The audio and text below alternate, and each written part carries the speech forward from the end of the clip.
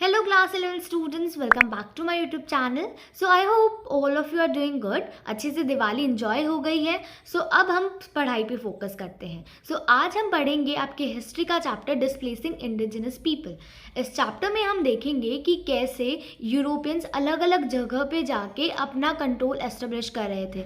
इस चैप्टर में हम अमेरिका की बात करेंगे कि कैसे यूरोपियंस अमेरिका गए, वहाँ पर अपना कंट्रोल एस्टेब्लिश करा और वहाँ की जो पॉपुलेशन थी, वहाँ के जो लोग थे जिन्हें हम इंडिजिनस पीपल कहते हैं, उनको उनकी ही जगह से हटाया जा रहा था उनके द्वारा फॉर देयर सेल्फ ग्रीडीनेस हम कह सकते हैं, उनके खुद के मकसद के लिए, मोटिव के लिए. ठीक है. सो हम इस चैप्टर में ये देखने वाले हैं कि कैसे इंडिजिनस लोगों के साथ कितना बुरा हो रहा था, कैसे उनको उनकी ही जगह से हटाया जा रहा था. So let's start with this chapter. Colonisation and indigenous displacement. तो हमें पता है कॉलोनाइजेशन हो रहा था यूरोपियंस के द्वारा 18th सेंचुरी के दौरान. जो यूरोपियंस थे वो अलग अलग रीजन्स में जाके, जैसे कि America, Australia, south Africa, New Zealand, यहाँ पर अपनी सेटलमेंट्स बना रहे थे. ठीक है. तो यहाँ पर उनका अब कंट्रोल होता जा रहा था, कॉलोनीज बनाते जा रहे थे. Even India was one of their colony. So अब इंडिजिनस लोगों को उनकी ही जगह से डिस्प्लेस किया जा रहा था, उन्हें मार्जिनल एरियाज़ में, दूर दराज के इलाकों में शिफ्ट किया जा रहा था. अब बाद में चल के ये जो कॉलोनीज़ थी ये इंडिपेंडेंट स्टेट्स बनी एंड यहाँ पर आज के टाइम पे यूरोपियन एशियन सेटलर्स ज़्यादा देखने को मिलते हैं देन देयर नेटिव पॉपुलेशन. यानी कि अगर हम आज के अमेरिका की बात करें तो वहाँ पर जो एक्चुअल लोग थे, जो इंडिजिनस थे, जो नेटिव थे, उनसे ज़्यादा यूरोपियंस देखने को मिलते हैं जो वहाँ पर कंट्रोल करने के लिए गए थे, जो वहाँ रिसोर्सेज के लिए गए थे. एंड एशियन सेटलर्स मिलते हैं जिन्हें स्लेव्स के रूप में वहाँ पर भेजा गया था. ठीक है. सो वहाँ पर नेटिव से ज़्यादा ये लोग देखने को मिलते हैं. अब बात करते हैं हिस्टोरिकल रिप्रेजेंटेशन की. पहले क्या होता था, जो भी यूरोपियंस हिस्टोरिकल अकाउंट्स लिखते थे उसमें नेटिव लोगों का कोई जिक्र ही नहीं होता था, उनको इग्नोर किया जाता था एंड उन्हें सिर्फ हॉस्टाइल बता दिया जाता था कि वो बहुत जंगली है, एकदम से अटैक कर देते थे. बट ये नहीं बताते थे कि वो हॉस्टाइल क्यों थे, उनको उनकी ही जगह से हटाया जाएगा तो वो कैसे चुप रह सकते हैं. सो ये सब कुछ उनके डिटेल में लिखा जाता था, उसके अलावा उनके बारे में कुछ भी नहीं लिखा जाता था. जो नेटिव हिस्ट्रीज होती थी, आर्ट होती थी, वो पहले नहीं दिखाई जाती थी म्यूज़ियम्स में, उनका कोई रिकॉर्ड नहीं होता था. लेकिन आज के टाइम पे म्यूज़ियम्स में नेटिव हिस्ट्रीज़ को, आर्ट को जगह मिली है. अब नेटिव ऑथर्स जो हैं वो कंट्रीब्यूट करते हैं, वो अपना खुद का लिटरेचर लिखते हैं, अपने खुद के हेरिटेज के बारे में लिखते हैं. अब इन सभी चीज़ों को जगह मिली है म्यूज़ियम्स में, हिस्ट्री में इन्हें एक पार्ट मिला है. अब हम यूरोपियन एम्परलिज्म की बात करते हैं. स्पेन और पोर्चुगल ने सबसे पहले एम्पायर्स बनाए थे अमेरिका के अंदर. अब इनका कंट्रोल थोड़ा सा कम होता जा रहा था. 17th सेंचुरी के बाद फ्रांस, होलैंड, इंग्लैंड जैसी कंट्रीज़ की इन्फ्लुएंस बहुत बढ़ रही थी अमेरिका के अंदर. जो ईस्ट इंडिया कंपनी थी वो इंडिया में एक ट्रेडिंग कंपनी के रूप में आई थी, एक ट्रेडिंग एंटिटी थी. लेकिन धीरे धीरे उसके पास पॉलिटिकल पावर आ गई और साउथ एशिया में उसका ही दबदबा हो गया. यूरोपियंस ने बहुत सारी टेरिटरीज़ को अपने कंट्रोल में लाया एंड धीरे धीरे इन टेरिटरीज़ को, इन रिसोर्सेज को अपना ही बता दिया कि ये सारे रिसोर्सेज, ये टेरिटरी हमारी है एंड इंडिजिनस लोगों का उस पर कोई हक नहीं है. सो ऐसे धीरे धीरे करके उन्होंने इंडिजिनस लोगों को उनके ही लैंड से बेदखल कर दिया, उनके खुद के रिसोर्सेज से दूर कर दिया. नॉर्थ अमेरिका की ज्योग्राफी और रिसोर्सेज के बारे में समझते हैं. नॉर्थ अमेरिका के अंदर डाइवर्स लैंडस्केप देखने को मिलता है. नॉर्थ अमेरिका में फॉरेस्ट भी है, कनाडा के अंदर डेजर्ट्स भी हैं, माउंटेन्स भी हैं, यानी कि बहुत डाइवर्स लैंडस्केप देखने को मिलता है. तो यहाँ पर रिसोर्सेज की भी एविडेंस है, जैसे कि ऑयल और गैस. इन रिसोर्सेज की वजह से बहुत तेज़ी से इंडस्ट्रियलाइजेशन भी हुआ अमेरिका के अंदर. यहाँ पर बहुत अच्छे से एग्रीकल्चर भी पॉसिबल है. इसी वजह से पिछले 200 सालों के अंदर बहुत सारे सेटलर्स इस रीजन के अंदर आके सेटल हुए.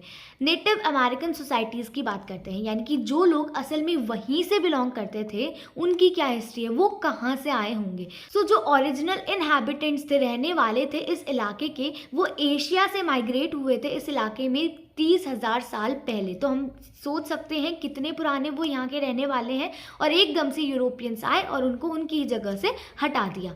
ये जो सोसाइटीज़ थी ये लैंड ऑनरशिप के नोशन से बिल्कुल अनजान थी. यानी कि लैंड ऑनरशिप नाम की कोई चीज़ नहीं होती थी. ऐसा कुछ नहीं होता था कि ये लैंड इसका है, ये इसका ऑनर है, ऐसा नहीं होता था. वो सिर्फ अलायंसेस को वैल्यू करते थे. वो कहते थे अगर हम एकजुट रहेंगे तो हम पावरफुल रहेंगे. वो गिफ्ट्स एक्सचेंज करते थे. वो एक बहुत अच्छी अच्छी ज़िंदगी बिताते थे नेचर के साथ। सो वो बहुत अच्छे लोग थे, लेकिन यूरोपियंस ने आके उन्हें डिस्टर्ब कर दिया। अब यहाँ पर अलग अलग कल्चर्स देखने को मिलते थे थ्रू आउट द ज्योग्राफी। ये जो सोसाइटीज़ थी, ये हंटिंग, गैदरिंग, सीजनल एग्रीकल्चर, ये सारी एक्टिविटीज़ परफॉर्म किया करती थी। अब हम देखेंगे European and native American interaction को। अब जो यूरोपियन ट्रेडर्स थे वो यहाँ पर क्यों आए थे? क्योंकि यहाँ पर बहुत सारे नेचुरल रिसोर्सेज अवेलेबल थे, तो उसके लिए सिर्फ ये यहाँ पर आए थे कि हम यहाँ पर आते ही रिच हो जाएंगे। स्टार्टिंग में यूरोपियन ट्रेडर्स ने एक फ्रेंडली रिलेशन एस्टेब्लिश करा यहाँ के नेटिव लोगों के साथ। धीरे धीरे उनके साथ फिश, फर, दूसरे गुड्स का एक्सचेंज शुरू कर दिया। अब यूरोपियन गुड्स भी यहाँ पर आ गए थे, जैसे कि गन, अल्कोहल। इनका एक बहुत बड़ा इम्पैक्ट, बहुत बड़ा इफ़ेक्ट देखने को मिला इस रीजन के अंदर। ये लोग, नेटिव लोग, बिल्कुल अनजान थे इन चीज़ों से, और एकदम से इनको ये सारी चीज़ें दिखती हैं तो उसका एक बहुत बड़ा इफेक्ट होता है इन लोगों के ऊपर। अल्कोहल की एडिक्शन लग जाती है लोगों को, जो कि बहुत ज़्यादा प्रॉब्लमैटिक साबित होती है इन नेटिव कम्युनिटीज़ के लिए। मतलब वो बहुत ज़्यादा उनको लत हो जाती है अल्कोहल के, बिना अल्कोहल के वो रह ही नहीं पाते। एंड ये यूरोपियन का तेज़ दिमाग भी था, वो चाहते थे कि ऐसा हो ताकि वो उन्हें लूट सके। अब यूरोपियंस ने नेटिव लोगों को पागल बनाना शुरू कर दिया, उनके नेचुरल रिसोर्सेज को हथियाना स्टार्ट कर दिया। नेटिव्स बहुत अच्छे लोग थे, बहुत भोले लोग थे। उन्हें नहीं पता था कि यूरोपियंस का मोटिव क्या है। उन्हें लगता था नेटिव्स को कि वो बस एक ट्रेड हो रहा है, एक म्यूचुअल एक्सचेंज ऑफ गिफ्ट्स हो रहा है, क्योंकि उनके हिसाब से कोई ट्रेड नाम की कोई चीज़ नहीं होती थी कि मैं ये दूंगा और इसके बदले मैं ये लूँगा। ऐसा नहीं होता था, वो सिर्फ गिफ्ट्स एक्सचेंज कर रहे हैं उनकी नज़रों में, बट ऐसा नहीं था। यूरोपियंस का तो कुछ और ही मोटिव था। Colonial expansion and native displacement. अब क्या हुआ, यूरोपियन सेटलमेंट्स धीरे धीरे बढ़ती चली गई, एक्सपैंड होती चली गई, और इंडिजिनस लोगों को फोर्स किया गया, उनके साथ ट्रीटी साइन करी गई। उनको बोला गया कि तुम इतने प्राइजेस में, कम प्राइजेस में अपने लैंड को बेचो हमें। इससे बहुत बुरा होता है नेटिव लोगों के साथ, बहुत बुरी बुरी चीज़ें देखने को मिलती हैं। जो चिरोकी लोग थे, ये एक नेटिव ट्राइब थी, इनको फोर्सफुली जो है एक जगह पे डिस्प्लेस किया जाता है, जिसे ट्रेल ऑफ टीयर्स भी कहते हैं। यानी कि बहुत सारे लोगों का डिस्प्लेसमेंट होता है नेटिव लोगों का। ये एक चिरोकी ट्राइब है, ये बहुत इंपॉर्टेंट है, ये आपको याद रखना है। सो इस वजह से इसे ट्रेल ऑफ टीयर्स कहते हैं, यानी कि बहुत सारे लोग दूसरे इलाके में जाते हैं। एंड ये उन लोगों के लिए एक बहुत बुरी चीज़ थी, जहाँ पर वो इतने सालों से रहते आ रहे हैं, उसी जगह से किसी और ने उनको खुद की ही जगह से हटा दिया है। सो वो रोते हुए जा रहे थे। इस डिस्प्लेसमेंट वाली पूरे प्रोसेस में बहुत सारे लोग मर गए थे, ठीक है। That is why it is known as trail of tears. अब समझते हैं changing American landscapes and economic systems के बारे में। अब क्या होता है, ये जो यूरोपियंस आते हैं, ये लैंड को क्लियर करने लग जाते हैं, एग्रीकल्चर करते हैं, वो अपनी क्रॉप्स इंट्रोड्यूस करते हैं जैसे कि कॉटन। एंड इससे अमेरिका का जो लैंडस्केप है वो पूरी तरीके से तब्दील हो जाता है, बदल जाता है। बहुत सारी ऐसी चीज़ें थी जो कि पहले इस ज़मीन पे जो है नहीं की गई थी, तो वो सारी चीज़ें एकदम से होने लगी, जिसके वजह से लैंडस्केप चेंज हो गया। अब लैंड्स का इंक्लोजर हो गया वायर्स की मदद से, यानी कि बाउंड्रीज बना दी गई लैंड्स की थ्रू वायर्स, जिससे जो सेटलर्स हैं वो उस लैंड को क्लेम कर सकते हैं कि ये मेरा लैंड है, ये वाला हिस्सा पूरा मेरा है, और वहाँ पर फार्मिंग करने लग गए। सो एकदम से अमेरिकन का जो लैंडस्केप था वो बिल्कुल चेंज हो गया फॉर इकोनॉमिक पर्सपेक्टिव। अब हम बात करते हैं स्लेवरी और रेशियल डिस्क्रिमिनेशन की। जो सर्दर्न प्लांटेशंस थी उसके लिए अफ्रीका से स्लेव्स बुलाए जाते थे, लेकिन धीरे धीरे ये स्लेवरी की प्रैक्टिस अबॉलिश हो गई फॉलोइंग अमेरिकन सिविल वॉर। लेकिन रेशियल सेग्रीगेशन तो फिर भी परसिस्ट करता रहा। इवन आज भी अमेरिका के अंदर रेशियल डिस्क्रिमिनेशन, सेग्रीगेशन देखने को मिलता है। जो सिविल लिबर्टीज थी अफ्रीकन अमेरिकन्स के लिए, वो 20th सेंचुरी में ही उनको मिली है, लेकिन फिर भी रेशियल सेग्रीगेशन आज भी एग्जिस्ट करता है इन अमेरिका। कनाडा बेसिकली एक फ्रेंच कॉलोनी थी। फ्रेंच लोगों ने यहाँ पे अपना कंट्रोल एस्टेब्लिश किया था, लेकिन बाद में ब्रिटिशर्स ने यहाँ पर अपना कंट्रोल एस्टेब्लिश कर दिया इन 1763। इंडिजिनस लोगों ने बहुत ज़्यादा चैलेंजेस फेस करे थे यूएसए के अंदर। उनको रिजर्व्ड एरियाज़ में पुश कर दिया गया, फोर्सेबली उन्हें बोला गया कि तुम इसी एरिया में रहोगे। बहुत ज़्यादा डिस्क्रिमिनेशन हुआ, सेग्रीगेशन हुआ उनके साथ। उनको उनकी ही ज़मीन से भगा दिया गया, उनके रिसोर्सेज छीन लिए गए। उनकी जो एंसेस्ट्रल लैंड्स थे जहाँ पर वो इतने सालों से रहते आ रहे थे, वही उनसे छीन लिए गए। तो इससे बुरा क्या हो सकता था उनके साथ। कहीं ना कहीं इन्हीं रीजंस की वजह से इतनी कम नेटिव पॉपुलेशन देखने को मिलती है इन इलाकों में। अमेरिका में इतने कम नेटिव लोग बचे हैं आज के टाइम पे, क्यों? Due to these settlers. European settlers के वजह से, जो आज के टाइम पे अमेरिका को अपना क्लेम करते हैं, वो वहाँ के एक्चुअली हैं ही नहीं। अब हम देखते हैं रेजिस्टेंस एंड रेबेलियन। नेटिव्स लोगों ने इस डिस्प्लेसमेंट के खिलाफ रेजिस्ट किया, बोला कि हम नहीं जाएंगे। बहुत सारे रेबेलियंस किए गए उनके द्वारा, लेकिन मिलिट्री एक्शंस हुए थे इन सेटलर्स के द्वारा, जिससे बहुत बड़ी बड़ी अपराइजिंग्स हुई। फाइनली किसकी डेथ होती है? नेटिव लोगों की डेथ होती है।